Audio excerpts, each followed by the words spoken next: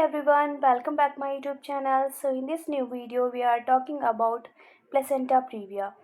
This is a serious condition or we can say complication of pregnancy where the placenta covers the cervix causing potential bleeding and delivery complications. Okay जो placenta है वो cover करता है opening of the uterus जिसको हम cervix बोलते हैं. Okay तो देखते हैं definition.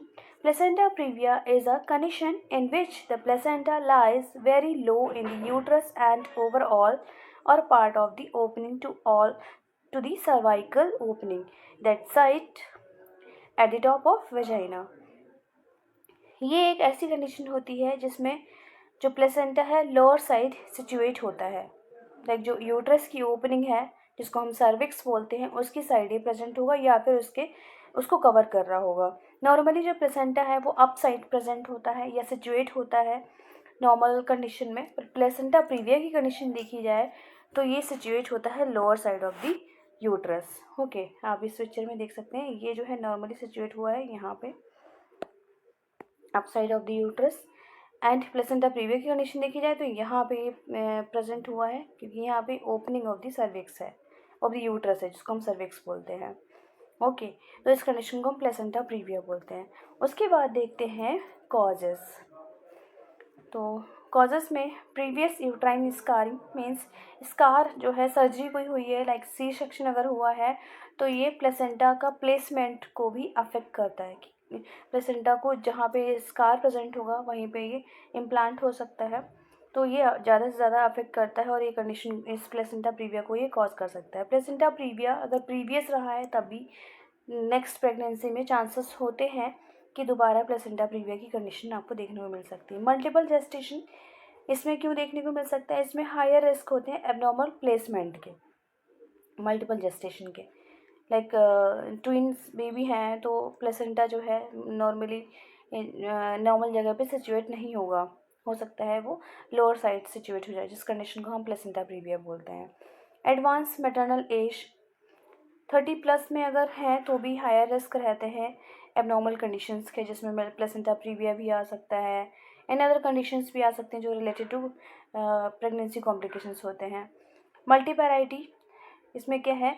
The mother having had many pregnancies that increases risk of placenta previa. Okay life style factors जिसमें स्मोकिंग बहुत ज़्यादा अफेक्ट डालती है एबनॉर्मल सेल्स ग्रोथ करने के या फिर इम्प्लांट होने के लिए.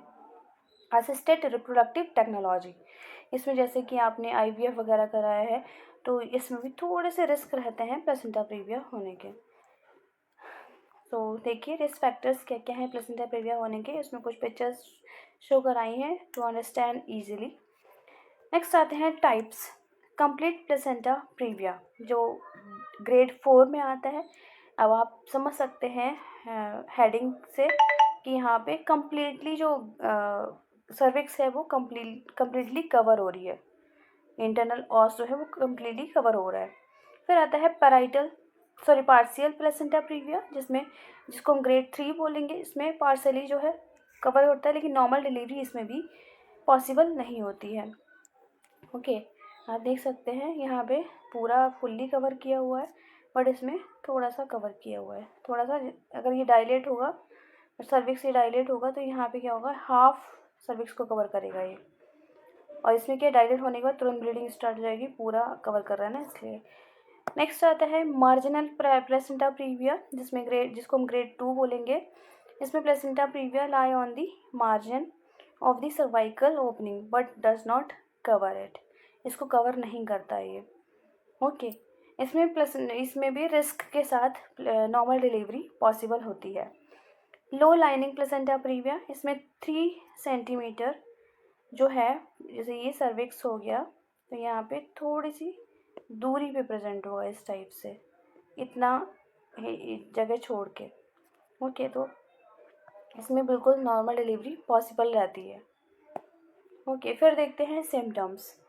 इसमें पेनलेस वजाइनल ब्लीडिंग होती है.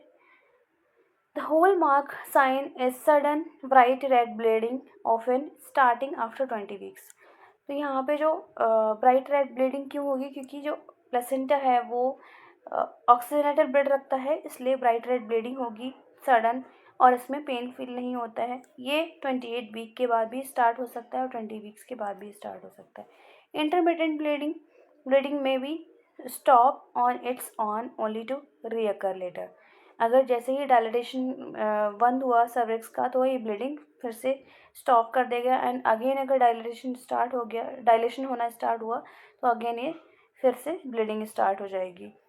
Preterm labor signs. Some women may experience uterine contractions and backache, sometimes accompanying the bleeding. कुछ वुमेन को कॉन्ट्रैक्शंस होते हैं और कुछ वुमेन को बैकेक भी होता है, ये और उसके साथ साथ ब्लीडिंग भी होती है। ओके, देख सकते हैं picture to understand easily. Bleeding after intercourse. Bleeding may be triggered by sexual activity और pelvic examination, क्योंकि प्लेसेंटा जस्ट फ्रंट पे ही प्रेजेंट होता है। जैसे ही आप कुछ भी एक्टिविटीज़ करेंगे या एग्जामिनेशन करेंगे, उसी टाइम में जो प्लेसेंटा है उसकी ब्लड वेसल्स ओपन हो सकती हैं एंड ब्लीडिंग हो सकती है। Bleeding often occur without warning. It may start without any clear cause, often leading to severe blood loss.